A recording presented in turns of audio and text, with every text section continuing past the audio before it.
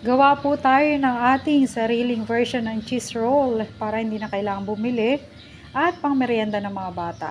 Madali lang po siyang gawin. Kailangan lang natin ng 1 egg at 2 teaspoon of yeast at 1 teaspoon ng salt. Nilagyan ko rin siya ng 1 cup ng evap or fresh milk kung anong milk nyo dyan sa bahay na available. At i-mix lang po natin siya. May sugar din po pala, 1/2 siya pero 1/4 lang nilagay ko para hindi siya masyadong matamis. So, mag-add din tayo ng 3 cups ng flour. Any kind of flour, may class, third class, pwede na yan, yung manabibili sa palengke. At mag-a-add din po ako ng 1/4 cup ng butter. So, medyo sticky pa siya kasi po yung flour ko kinulang. Pero okay lang yan. Maganda pa rin. At saka maganda naman yung alsa niya eh. Nerest ko siya ng 1 hour. So, umalsa naman siya. At after nyan, yan, pinalamanan ko siya ng cheese, ng Magnolia cheese po, masarap. Ano lang siya, 45 pesos sa grocery. Pero pag sa tindahan, expect na natin yung medyo, dahil sa tubo rin po nila, syempre. At yung oven, pinreheat ko na rin po siya. So, 15 minutes lang natin siya iluluto. 10 minutes lang pala siya niluto. Kasi yung 5 minutes, yun yung, ko ng oven.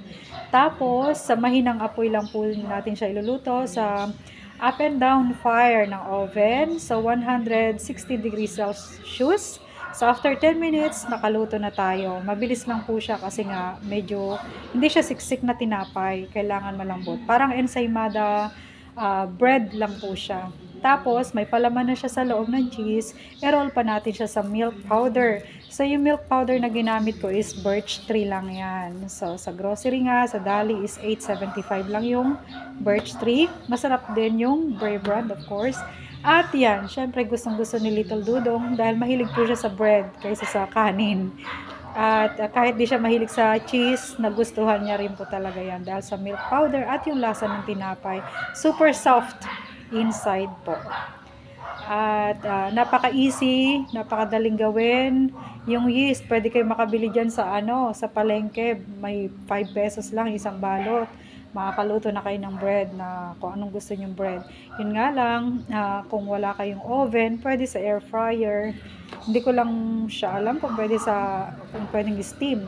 Yung cake, may mga pwedeng steam lang din siya.